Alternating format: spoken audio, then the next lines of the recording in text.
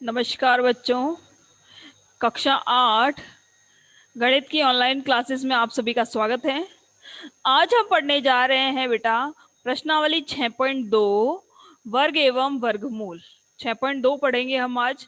6.2 का पहला प्रश्न ऐसा कह रहा है कि देखिए कि निम्नलिखित संख्याओं का वर्ग ज्ञात कीजिए।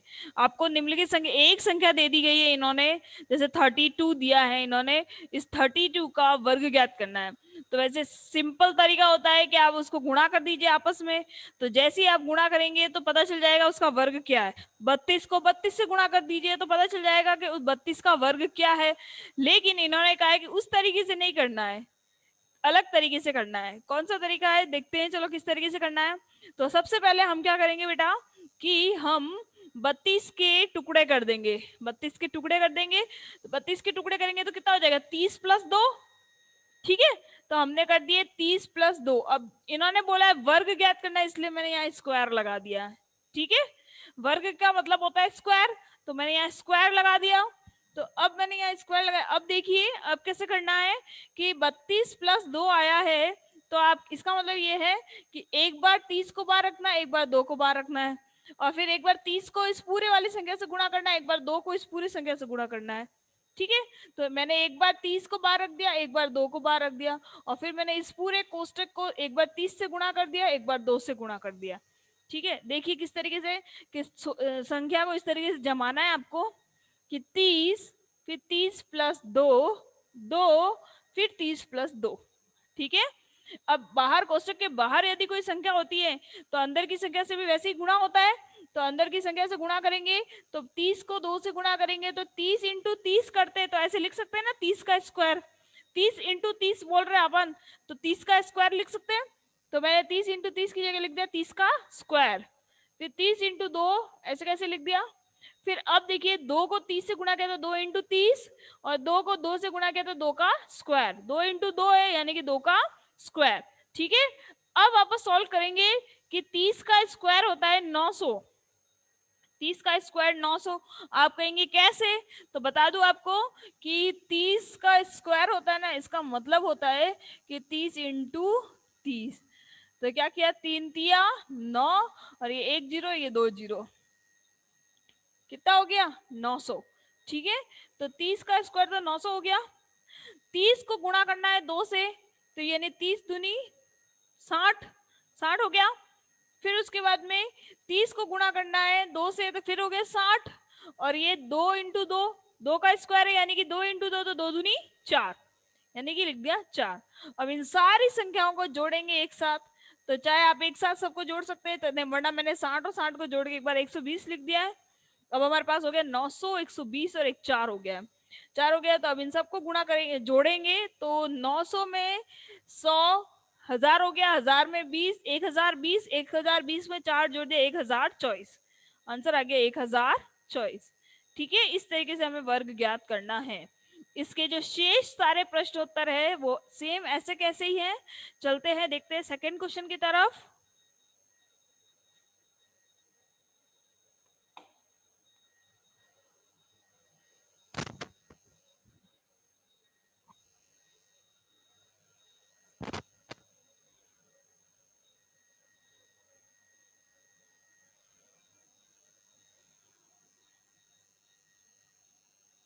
अब हमारा सेकंड क्वेश्चन है बेटा 32 की जगह इस बार अपने पास मिला है 35। क्या मिला है, 35। तो किस तरीके से हल करेंगे देखिएगा।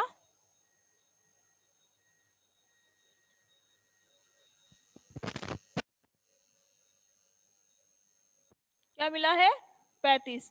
तो 35 को हल करने के लिए हमें 35 के टुकड़े करने पड़ेंगे। 30 + 5 का स्क्वायर।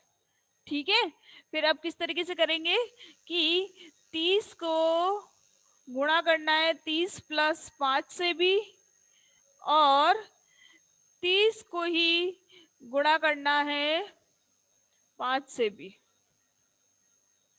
ये जो 5 है इसको भी गुणा करना है 30 + 5 से भी, ठीक है। एक बार 30 को बाहर निकाल दिया, एक बार 5 को बाहर निकाल दिया, इस तरीके से जब आने का बोला है मैंने आपको। फिर अब इसके बाद में क्या करेंगे, 30 को 30 से गुणा करेंगे, 30 को 5 से गुणा करेंगे, इधर 5 को 30 से गुणा करेंगे, 5 को 5 से गुणा कर देंगे, तो कितना हो गया, 30 × 30 हो गया, लिख देंगे 30 का स्क्वायर प्लस 30 × 5, 30 × 5 प्लस 5 × 30 प्लस 5 5 का स्क्वायर 5 25, ठीक है।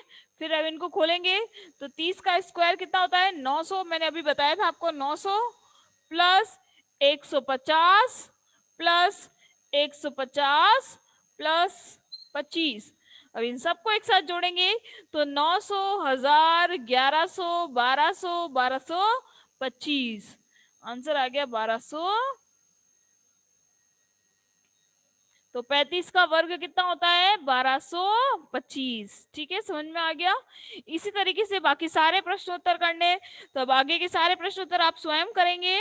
मैं आपको एक लास्ट क्वेश्चन और समझा देती हूँ। जैसे कि मान लीजिए मैंने समझाया 93, ठीक है, तो 93 को मैं समझा रही हूँ।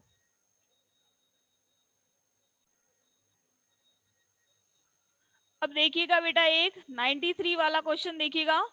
बाकी मैं नहीं समझा रही हूँ बेटा, क्योंकि सारे सवाल एक जैसे हैं, तो इतना सारा मैं नहीं समझाऊंगी, आपको स्वयं करना है, ठीक है। अब चलते हैं 93 को किस तरीके से करना है, विधि वो की वो ही है, फिर भी समझा देती हूँ आपको कि 93 के टुकड़े करेंगे तो कितना होगा, 90 + 3, ठीक है। तो देखिएगा, इसके मैंने टुकड़े किए, 90 + 3, समझ में आ गया। फिर उसके बाद में अब लिखेंगे 90 + 3 प्लस के 3, 90 + 3, इस 90 को इस 90 से भी गुणा करना है, इस 3 से भी गुणा करना है, इस 3 को 90 से गुणा करना है, इसको 3 से गुणा करना है। तो लिखेंगे 90 का स्क्वायर प्लस 90 × 3 प्लस 3 × 90 प्लस 3 का स्क्वायर, ठीक है। अब 90 को 90 × 90 करेंगे तो कितना होगा, आपको करके बता दूं, 90 का स्क्वायर का मतलब होता है 90 × 90, यानी कि 9 नवे नवे 81 और 2 0, कितना हो गया, 8100। 8100 प्लस 9 × 27 और 0 का 0 प्लस 9 × 27, 0 का 0 प्लस 9 एकम नहीं 3 एकम 3 तीन 6, 3 × 9। अब इन सारे को एक साथ जोड़ेंगे तो 270 और 270 को जोड़ देंगे, पहले तो 8100 लिख देंगे, फिर प्लस 270 को जोड़ेंगे तो 0 का 0, 7 और 7 14 का 4, हाथ लगी 1, 2 दूनी 4 और 1 5, 540 प्लस 9, ठीक है। अब देखिएगा, सबको जोड़ेंगे, इकाई पे 9 है, इधर 0 है, इधर 0 है, तो 9 का 9, ठीक है। फिर इधर 4 है दहाई पे, इधर दहाई कुछ है ही नहीं, इधर दहाई पे 0 है, तो 4 का 4। फिर इधर सैकड़े पे 5 है, इधर कुछ है ही नहीं, इधर 1 है, तो 5 और 1 6 और 8 का 8, आंसर आ गया 8649, ठीक है। इसी के साथ मैं ये फर्स्ट क्वेश्चन यही खत्म करती हूँ। जो सवाल मैंने आपको नहीं समझाए हैं वे आप स्वयं करेंगे, समझ में आ गया सबको, आपको खुद को करना है। अब चलते हैं सेकंड क्वेश्चन की तरफ। सेकंड क्वेश्चन है कि पाइथागोरस प्रमेय बताना है आपको। एक कोई संख्या दे दी जाएगी, अब दूसरी तीसरी संख्या आपको खुद को ज्ञात करनी है, ठीक है। किस तरीके से करना है चलो देखते हैं।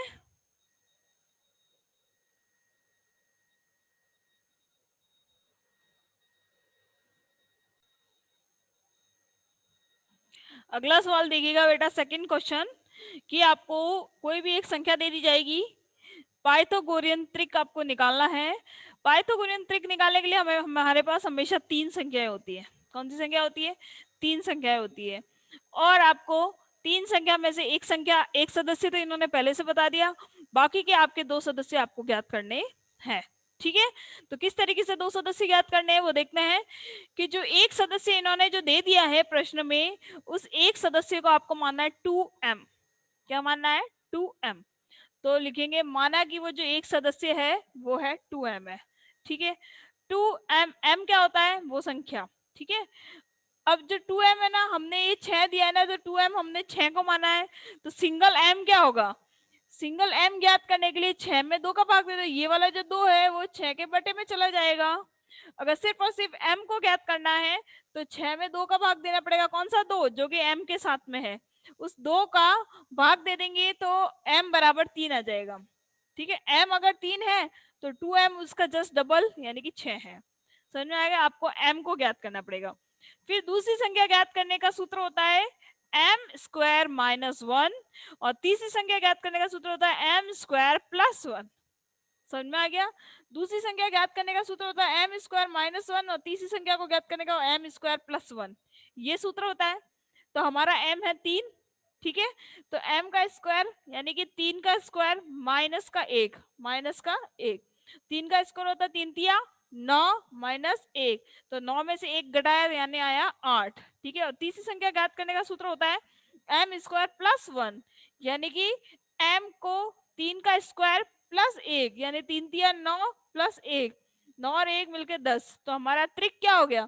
पहली संख्या 6, दूसरी संख्या 8, तीसरी संख्या 10। तो हमारी पाइथागोरियन त्रिक हो गया 6 8 10। समझ में आ गया सबको? और इसकी अगर उत्तर की जांच करनी है तो किस तरीके से करेंगे? पाइथागोरियन त्रिक का उत्तर की जांच करने का सूत्र होता है, देखिएगा ध्यान से देखिएगा आप, कि पाइथागोरियन त्रिक का सूत्र होता है a का स्क्वायर प्लस b का स्क्वायर बराबर होना चाहिए c के स्क्वायर के साथ में। ठीक है, इसमें a तो है 6, b है 8, c है 10। ठीक है, a का स्क्वायर प्लस b का स्क्वायर बराबर होना चाहिए c के स्क्वायर के साथ में। तो आप देखिएगा a है हमारा 6, तो 6 का स्क्वायर प्लस b हमारा है 8, तो 8 का स्क्वायर बराबर c हमारा है 10, तो 10 के स्क्वायर के साथ में होना चाहिए। ठीक है, स्क्वायर यानी कि वर्ग। अब वर्ग करते हैं तो 6 का वर्ग होता है 6 6 36, प्लस 8 का वर्ग कितना होता है 8 8 64। ठीक है, और 10 का वर्ग कितना होता है 10 दाए 100। इन दोनों को जोड़ोगे तो 6 4 10 का 0, प्लस हासिल की 1 6 3 9 और 1 10, यानी कि 100 बराबर 100 है। बराबर हो रहा है हमारा आंसर, यानी कि हमने जो आंसर ज्ञात किया है वो हमारा आंसर एकदम करेक्ट है। आया सबको समझ में? तो अब चलते हैं नेक्स्ट इसी के सेकंड क्वेश्चन की तरफ। इसका सेकंड क्वेश्चन जो है उसमें जो m है, मतलब जो सदस्य दे दिया इन्होंने, वो दे दिया है 16। तो उसे किस तरीके से हल करना है देखते हैं।